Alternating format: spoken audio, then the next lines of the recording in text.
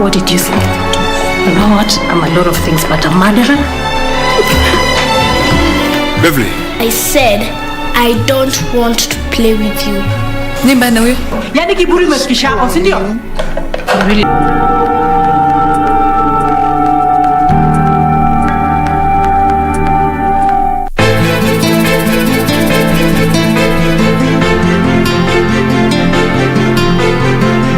Kama ni kuishi na hawa watu simtaka hapa, fadhali nikatoka nikarejea kwangu. Fadhali pia tumpo off.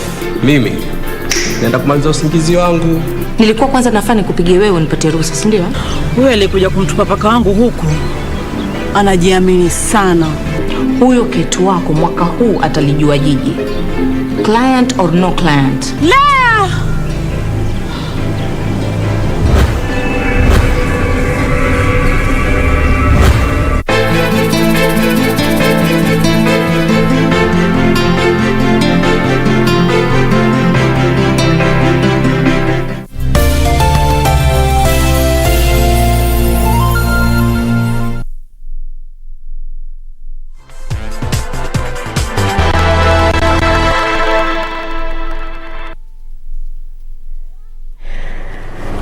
Good afternoon. Thank you for keeping it KBC Channel 1. This is the Lunchtime News. A very warm welcome to the broadcast. My name is Irene Muchuma Odib. My co-anchor in language interpretation this afternoon is Susan Thuku. We are also live on our social media platforms at KBC Channel 1 on Facebook, YouTube and Twitter. This afternoon we begin for a political note. Wiper Democratic Movement leader Kalonzo Musyoka has refuted claims that political wrangles among Ukambani leaders led to the past visits by President Uhuru Kenyatta, adding that the community is united in the development agenda. Musyoka claimed despite a different political opinion, the leadership from the region is united. The Wiper leader, who toured Konza and Thwake projects where President Uhuru Kenyatta is expected to visit, refuted claims that political wrangles among leaders from the region had affected the earlier planned president's visit in Lower Eastern region. The Wiper party leader claimed the community is united in the development agenda. Kwanza nataka nikanushe mambo ambayo haifai, ambayo inaelezwa na inatangazwa ama uvumi unaenezwa na watu wachache sana kwamba sijui kuna tofauti za kisiasa ndio sababu Mheshimiwa Uhuru Kenyatta kufika. Upuzi mtupu. Kwa hivyo tunakuja kuutupilia mbali. Rais hawezi kuzuiliwa na watu ambao pengine waelewani kisiasa, lakini kama kuna eneo Kenya hii ambayo kuna umoja wa kisiasa na Kenya nzima inajua. He said the president will inspect the ongoing progress of a 39 billion project that will transform the landscape of the entire region. Meanwhile, a section of Jubilee legislators say party rebranding is not a priority. Speaking during a campaign rally in Kiambaa to drum up support for Jubilee candidate, the MPs say the party need leadership change from top. So there is absolutely no truth in any insinuation that Jubilee as a party we are rebranding. What we are doing is engineering in terms of the personnels. It's in terms of the approach, in terms of the people and packaging our message, but in terms of the corporate cadres, in terms of our strategy, remains the same. The exercise can be peaceful, so I'm sure, and as a chairman of security, I've also discussed with the security apparatus that they are not going to intimidate anybody, they are not going to force anybody to go certain direction, but they will keep peace and ensure that everybody exercises their democratic right freely and fairly without coercion. This even as the Kikuyu Council of Elders say they are working on a mechanism to ensure the Jubilee candidate win on the 15th July Kiambaa by election. We are not allowing lawlessness. And in Kiambaa, we are saying and we are advising our people, the elders have spoken. We need no more interference from people who are shameless, people who are not respectful to the head of state, people who are not supportive of the development agenda.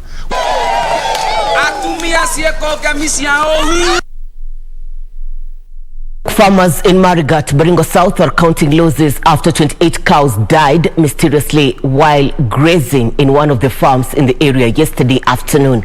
According to the farmers, the cows started foaming at the mouth and staggering before dropping dead in what they suspect to be poisoning.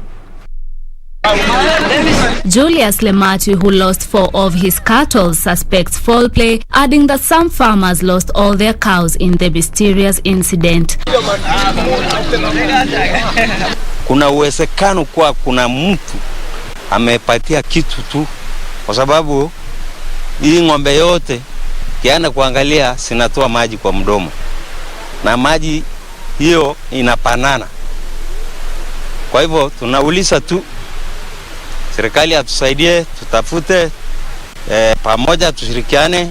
The farmers are calling on the authorities to keenly investigate what might have killed their cows, which are their only source of livelihood. Kwa hivyo tunashangaa ni nini? Si nyasi. Kwa sababu kama ilikuwa ni nyasi, hiyo siku 4 siku 5 singekufa. Lakini leo ndio imekufa. Kwa hivyo ni kitu ambaye vile tumeangalia ni iko kitu imewekwa. Marigat Police Station OCS Abdullahi Malim, while confirming the incident, said investigations are on top gear. So kwa sasa tunaendelea na kufanya uchunguzi kamili, tujue ukweli wa mambo iko namna gani, lakini hatuwezi sema ni nini ilisababisha hiyo kifo. Mpaka kwanza muhabara wa serikali itueleze ya kwamba ilisababishwa na kitu fulani. The drought situation in Baringo is very dire, and it has forced pastoralists to cover long distances in search of water and pasture.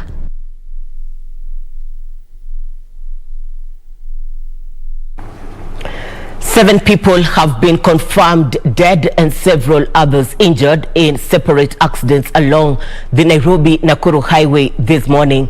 5 of the victims died in a multiple car accident at Nyambari area on the Nairobi-Nakuru highway, while 2 others perished after their bodaboda motorcycle collided with a lorry at the Nairobi-Mai road. Confirming the incident, Larry OCPD Stephen Kirui says investigations are underway to establish the cause of the accidents. This is the aftermath of an early morning grisly accident at Nyambari area along the Nairobi-Nakuru highway. 5 people are confirmed dead, while 6 others are nursing serious injuries. According to eyewitness, the lorry is reported to have been overtaking a private Nissan before the driver lost control. Kuna Nissan ilikuwa na pepa. Sasa ikapepa na ikaingia barabara kama vile nimekaribia. Funga brake, nikaifikia. Nika lose control, nikakutana na gari ambayo ilikuwa inatoka Nairobi kielekea Nakuru. Na hapo sasa lori ikaanguka. Sasa vile lori imejaribu kuovertake, ikawa haiwezi maliza kuovertake kabla wakutana na hii Nissan. Then sasa ndio ikafika, wakati narudi upande wa ishika line yake, ikakuta imeniguza upande wa nyuma, upande wa dereva. Then ikaguza hiyo Nissan ilikuwa ikipanda upande wa mbele, upande wa dereva. So ikawa hiyo ya kupanda na hiyo lori na hiyo ya kupanda zimekuzana kichwa kwa kichwa.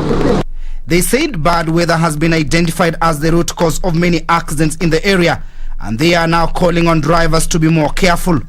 In another accident, a boda rider and his passenger died on the spot after they were hit by a lorry along the Nairobi-Mai road.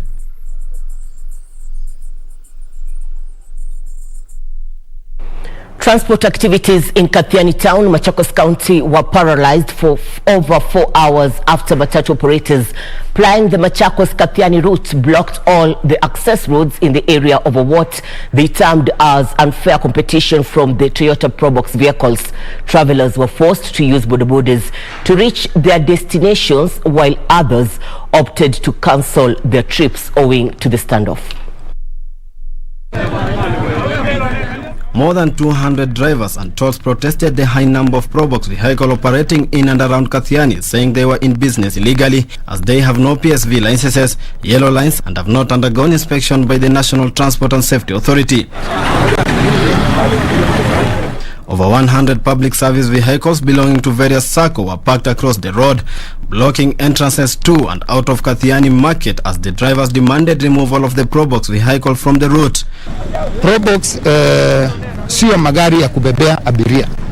Na kwa hivyo sisi tunaomba tu serikali iangalie hii maneno, mahali ambapo sisi tunafinywa sana na hao watu ya Probox, sababu huyu mtu hakuna kitu, ana insurance yake anachukua ya mwaka mzima na ni 4,000 peke yake.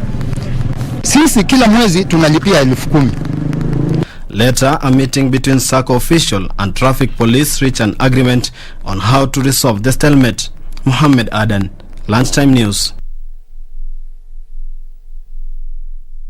Drama unfolded outside Embu Level 5 Hospital mortuary after a family that had arrived to pick a body of their kin for burial found it missing. The relatives to the deceased claimed the mortuary management kept them waiting for body for hours, only to end up releasing the wrong body. Level 5 Teaching and Referral Hospital security guards Wednesday afternoon. These are the scenes at Embu Level 5 Teaching and Referral Hospital. Security guards stationed at the mortuary gates had a rough time calming the agitated mourners who threatened to break into the morgue. This comes after the family found the body of their relative missing. Charity Munyi said her sister Daisy Karimi Njagi was admitted to the referral hospital with kidney complications on June 16th before she succumbed on June 29th, 2021. Munyi said the family was handed the wrong body and the family had picked her sister's body. Sasa tunaomba kuambiwa ati kuna mwili imepelekwa sijui Gadhangareni. How? Then they're telling us 5 people wa familia wanafaa kuwa hapa. Aji because they know what they are doing. Wanaweza tupatia mwili ya mtu mwingine tuende tukazike. Mugendi Njeru, the medical superintendent at the hospital, said there was a wrong identification by relatives who arrived first to pick the body from the mortuary. However, Dr. Mugendi said they are trying to do the necessary documentation through the court to solve the dilemma. Now we are in the process of trying to get the court to give us orders to enable the original relatives to exhume the body. The process is ongoing. We have done the necessary documentation.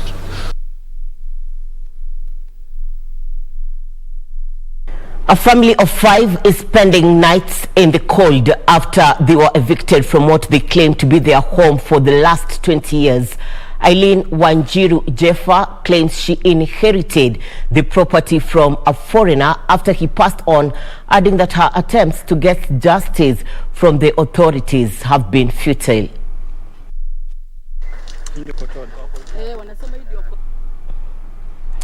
Already commenced at the said piece of land located in Oakwood Springs, Roysambu constituency in Nairobi County.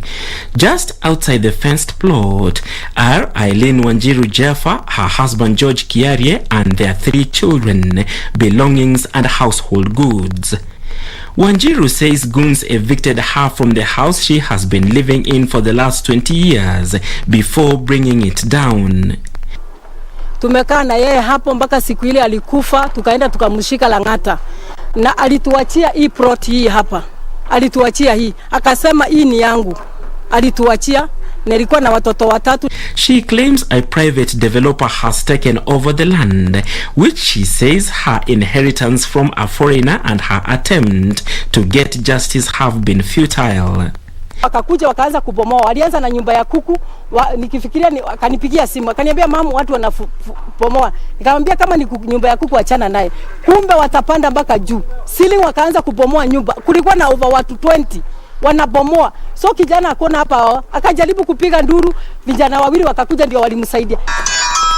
Residents at Oakwood have voiced their concern and called for the immediate resettlement of the family. The developer, Villand Housing Company, however, claims they bought the land in 2015, saying Wanjiru doesn't have supporting documents.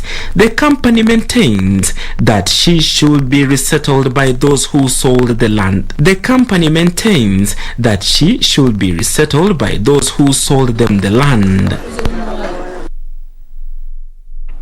A family in Thika, Kiambu County is in agony after a fruitless 2-month search for their missing kin. 15-year-old Cecilia Wangari was last seen at her auntie's residence on May 1st, 2021. The family is calling on anyone with information on her whereabouts to report to the nearest police station. According to family, Cecilia Wangari, who is a Form 1 student at Dandora Secondary School in Nairobi, seemed uneasy and disturbed on the day she disappeared. Cecilia was visiting her aunt Elizabeth Waitherero, who says she was able to do the chores before leaving for a study group at a friend's house. Tarehe moja mwezi wa tano, Cecilia aliondoka kwangu, aliondoka akaniambia ameenda kupumzika na ameenda juu kuota jua na hadi wa leo hatujai mpata. Susan Wanjiru says efforts by the family to reach her daughter through her mobile phone have borne no fruits yet. It is now 2 months since her disappearance and the matter has been reported to the Makongeni police station. Ilikuwa wakati wa saa 9:30. Ilipofika saa 11 ndio nikashangaa mbona hajarudi na si mtu alikuwa ameenda kukaa. Ndipo nikaanza kumwangalia na si kumpata, nikapiga simu kwao, pia wazazi wake wakasema hajaenda. Meanwhile, Wanjiru is urging well-wishers with information that would lead to the safe return of Cecilia to report to the nearest police station. Kwa hivyo mimi ningeomba tu mahali uko Cecilia Wangari, kuja tu na kutamani, hakuna kitu chochote uwezi samehewa. Hata kama ulienda mahali ukafungiwa, wewe usijali, ukuje tu kwa sababu ulikuwa tu mtu mpole, na ulikuwa unasemaga utasoma kuwe daktari tu. Ukuje tu na tutakaa na wewe. Siwezi kukuacha kwa sababu wewe ndiye mtoto wangu, na ni wewe ndiye baraka yangu, ndiye mtoto wangu wa kwanza. For Lunchtime News, I'm Nisi Imano. Gilgil Member of Parliament Martha Wangari and a section of leaders from Nakuru County have raised an alarm over possible loss of billions of shillings in procurement of textbooks for public schools. They claim schools were oversupplied with hundreds of books which they did not need as part of capitation fees that paid the publishers. Wangari pledged to raise the issue in the National Assembly so that the Cabinet Secretary for Education is compelled to address the matter. She made the remarks after issuing 32 million shillings bursary to needy families. The concerns come barely a week after it emerged that the government was funding ghost schools. Katika mashule za sekondari na kama kuna kashfa ambayo itakuwa ikitetemesha nchi. Wacha hivyo, juzi tumesikia kwamba wametuma pesa kwa mashule gushi ama ambayo ni ghost schools. Kwa saa hii ukienda mashule mengi unapata vitabu vimejaa kwa makatoni, vimejaa kwa madawati sababu hata space hakuna. Wanaleta watoto ni 40, wanaleta vitabu 100.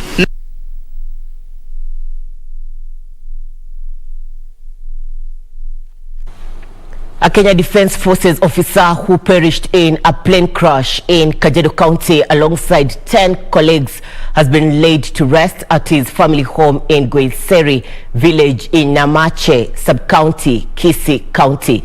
30-year-old Boniface Ogati Mochache was attached at the KDF Air Force Tactical Air Transport Unit at Moi Air Base in the county of Nairobi. Family, friends and colleagues eulogized the father of 6 and sole breadwinner as a gallant soldier. Na alikuwa mmoja tu. Sasa matumaini yetu tutaweka kwa Mungu.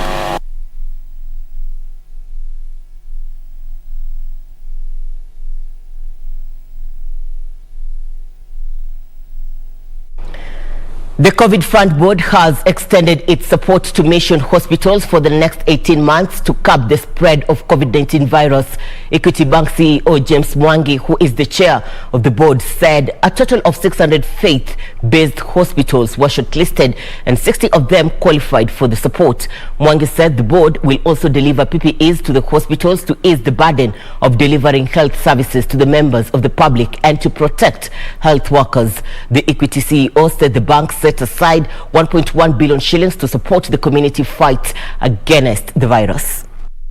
To extend loan repayment moratorium, rescheduling loans for our customers for a period of 3 years. We brought to those PPEs so that we can protect our doctors, our nurses, our clinic officers, and the frontline services officers.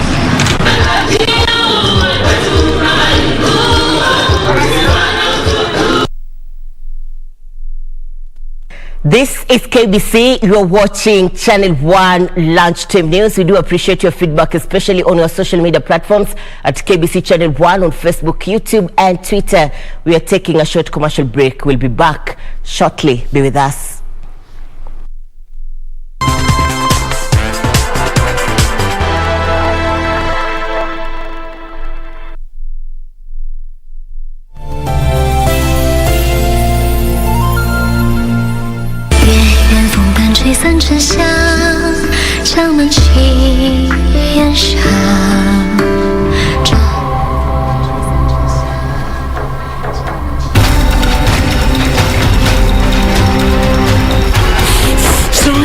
Our priority is to find out who lured me away on my wedding day. Yes, I'm just afraid Prince Chin already knows we were behind the Treasury Vice Minister. No. He will hand it over himself soon.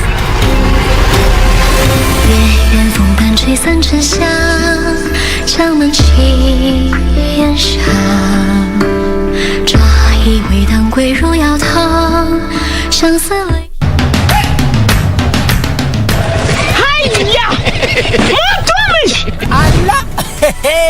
Nissan Serena ndio hii. Na unaweza kuwa wewe ndio tunapikia simu. Kodi ya Nissan Serena ni NS. Alafu kisha kwenye amount ni 50 bob. Hii Nissan Serena tunakupatia na shilingi 50. Kujiunga na QuickBid ni rahisi. Enda kwenye M-Pesa, bonyeza paybill kisha weka business number 4032353. Kwenye account weka kodi ya bidhaa unayotaka na bidi yako ya chini zaidi. Kwa mfano TV 16. Kisha weka shilingi 20 tu kama idadi yako. Weka bidi yako pia kwenye www.quickbid.co.ke. Kumbuka, bidi ya chini zaidi ya kipekee ndio hununua. QuickBid, bidhaa bora kwa bei ya chini.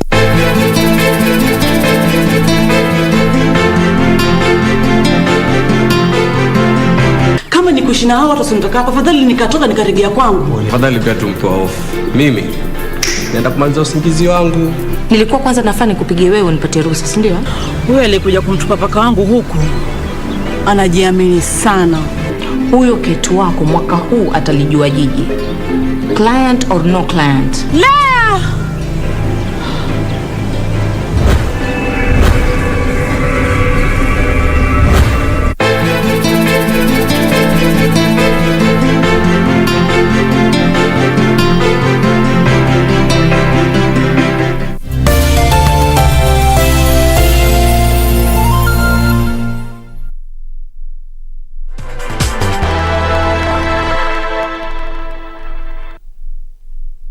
Thank you for staying with us. Welcome back. This is KBC and you're watching Channel 1 Lunchtime News. Continue interacting with us on our social media platforms at KBC Channel 1 on Facebook, YouTube, and Twitter. Now, to matters education. Education stakeholders are anxious on the future of learning institutions due to the increased cases of COVID-19 being witnessed in the country. This follow reports that the fourth wave might be in the offing and could be worse than the previous waves. Tahid Academy Director Amir Ahmed says the uncertainty following the reports of increased cases of coronavirus could lead lead to the suspension of the education sector once again. He further lamented that there has been a low enrollment rate following the effects of the COVID-19 pandemic. Sijui future ya learning institutions itakuwaje, kwamba labda tutazuiwa kuendelea na masomo na already program mwaka unaenda kikombokombo. Kama nikisema Julai tarehe 26 ndio atakano ni January, I mean ndio mwanzo wa mwaka. Kwa hiyo kwa watu pia imewachanganya. Wazazi wengi hawajui kalenda ya education sahihi inaenda vipi.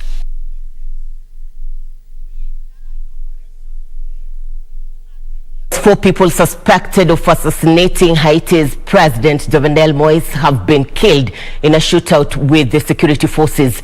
The fatal shooting of the president caused chaos in the country, including gang violence and political protests. Authorities in Haiti say 2 other suspects have been detained, while the others are thought to be still at large in the nation's capital, Port-au-Prince.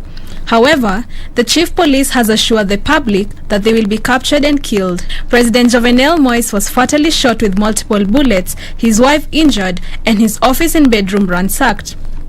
First Lady Martine Moïse has been flown to Florida, USA, where she is said to be in critical but stable condition.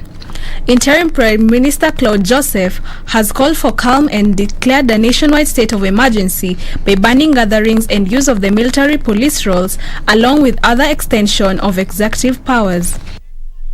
Meanwhile, South Africa's former President Jacob Zuma has handed himself in to the police to begin serving his 15-month jail sentence for contempt of court. He was admitted at Escort Correctional Center in his home province of KwaZulu-Natal on Wednesday. Zuma was handed the jail term last week after he failed to attend a corruption inquiry. The sentencing sparked an unprecedented legal drama in South Africa, which has never seen a former president jailed before. Masin Joki for Lunchtime News.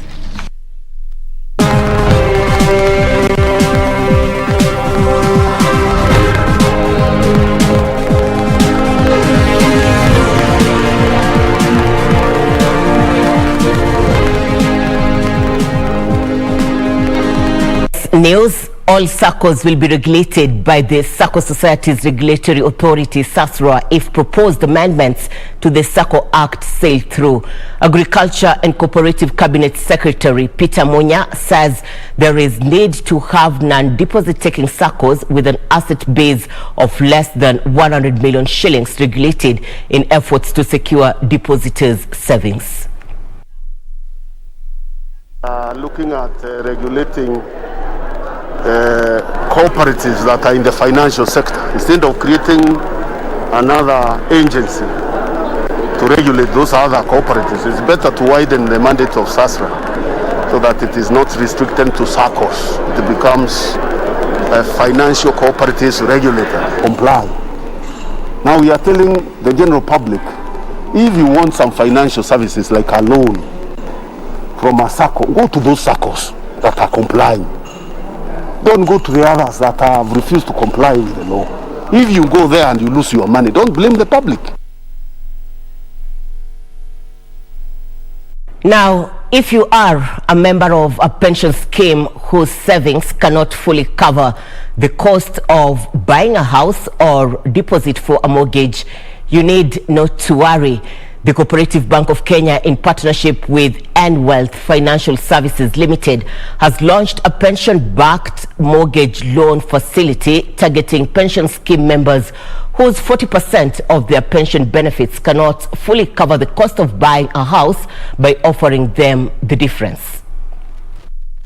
In this year's budget, National Treasury Cabinet Secretary Ukur Yatani allocated 13.9 billion shillings for the affordable housing program.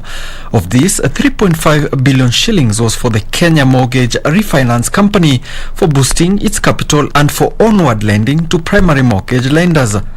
As such, the private sector is now looking to complement government efforts in housing Kenyans. The latest is Cooperative Bank of Kenya that has partnered with Wealth Financial Services Limited to roll out a pension-backed mortgage loan facility targeting members of pension schemes. The new facility targets over 3 million members of pension schemes in Kenya, especially those who would otherwise have found it difficult to raise enough funds to qualify for a mortgage. It is anchored on the recent changes to the Retirement Benefits Mortgage Loans Act, Regulations Amendment 2020, that now allows members of pension schemes to utilize up to 40% of their accrued pension benefits as down payment to buy a home. This facility is targeted at pension scheme members whose 40% of the pension benefits cannot cover the full cost of buying a house. In those circumstances, a member will approach the bank to access a credit facility to cover the difference, said Director Corporate Institutional Banking at Coop Bank, Jacqueline Waithaka. The deal allows a pension scheme member to purchase developed property anywhere in Kenya with a ready title deed or certificate of lease. Beneficiaries under the facility will enjoy an extended repayment period of up to 20 years, subject to the retirement age of the borrower. The East Communications Organization has resolved to, among others, understand and build capacity in the latest broadcasting technologies within the region. During the ongoing 24th organization's meeting held virtually, the members have resolved to follow and actively participate in the World Radio Communication Conference 2023 agenda items relating to broadcasting services, especially broadening spectrum in the UHF band. The East Communications Organization members called on broadcasters and mobile operators in the East African region to be part of ECOR and ensure that telecommunications objectives are realized. The East African Communications Organization is a regional organization that brings together national ICT regulators, operators, service providers in the telecommunication, broadcasting and postal subsectors, ICT training institutions and other stakeholders in the communication sector within Burundi, Kenya, Rwanda, South Sudan, Tanzania and Uganda. East African Communication Organization seeks to strengthen and promote cooperation among the 6 EAC countries in the development and provision of postal, telecommunication and broadcasting services in East African region and headquartered in Kigali, Rwanda. Internationally, a huge container ship that blocked the Suez Canal in March, disrupting global trade, has finally left the waterway after Egypt signed a compensation deal with its owners and insurers. Terms of the deal were not disclosed, but Egypt had demanded $550 million. The ship has been impounded for 3 months near the canal city of Ismailia. Here now are the details of this and other stories from across the borders. The Suez Canal Authority held the giant ship for over 3 months in a lake between 2 stretches of the waterway since it was refloated on March 29th as dispute over requested compensation by the Suez Canal Authority was not settled. The Japanese-owned Ever Given signed the settlement contract with the Suez Canal Authority and the cargo vessel started to sail to Rotterdam in the Netherlands. Even though terms of the compensation deal were not disclosed, Egypt demanded $50 million. Suez Canal Authority Chairman Osama Rabi says the ship blockage over the waterway caused many problems in several ports around the world and resulted in negative impacts on the Suez Canal traffic. Meanwhile, tens of thousands of Brazilians are out of the shelter as the country is grappled with lingering COVID-19 pandemic. As the southern hemisphere is now in the winter, the situation of those homeless is deteriorating with a declining temperature up to 14 degrees Celsius, with rains dripping most of the time. Earlier this week, non-governmental organizations in Rio de Janeiro urged the public to set up tents for homeless people and provide food for them to wade through the tide. Finally, that 7 U.S. state and district attorney general have sued Alphabet Incorporated, Google, alleging it bought off competitors and used restrictive contracts to unlawfully maintain a 90% monopoly for its App Store. The group argues Google maintains a monopoly in the market for distributing apps for the Android operating system, which it owns and develops and is used by most of the world's smartphones. The suit claims Google favors its Play Store over other app stores available on Android devices. The group says Google's conduct has harmed both consumers and app developers, especially when it comes to in-app purchases for which the company takes a commission. Brian Munyoki, Lunchtime News.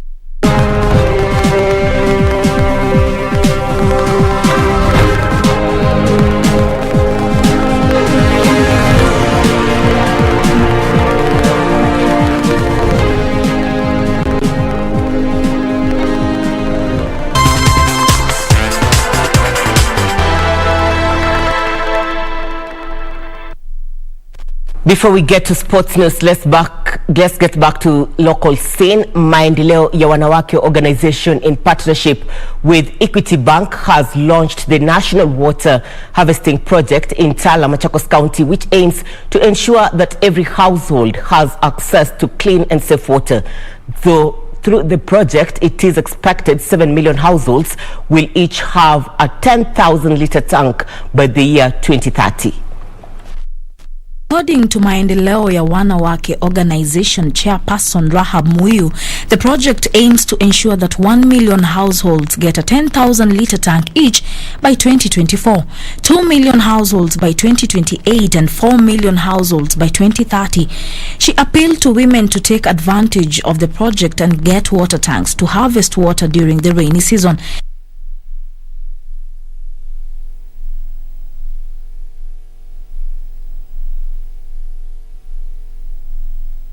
Equity Bank Chief Commercial Officer Polycarp Igathe said priority will be given to women groups and individuals from Nyeri, Migori and Nyamira counties. He further stated that through the Pamoja banking product, individual women and groups who purchase water tanks will have access to credit without collateral. The bank is also providing financial education touching on budgeting, debt management and financial services to women. We have trained 1,800 members of Maendeleo ya Wanawake, and then we have already funded the first batch of women. Almost 22 groups have already started to access funding, and we have another pipeline of close to another 121 members who will be getting financing from Equity.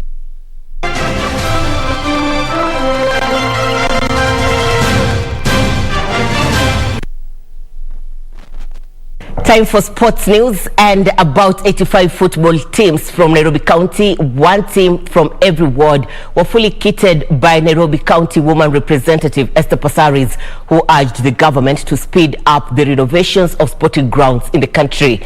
The teams competing in the lower divisions were kitted following applications made through the National Government Affirmative Action Fund ahead of the end-season tournament. The government has been renovating sporting grounds across the country, with the Kasarani and Nyayo National Stadium already complete, but are yet to start holding tournaments. Among the teams who received the kits are Young State Football Club. One of the things that the youth are really crying is that the state of the grounds, the football grounds, are really in a bad state. But we will engage NMS and see what's going on, and then Nairobi County, and see what's going on with the rehabilitation of the sporting grounds.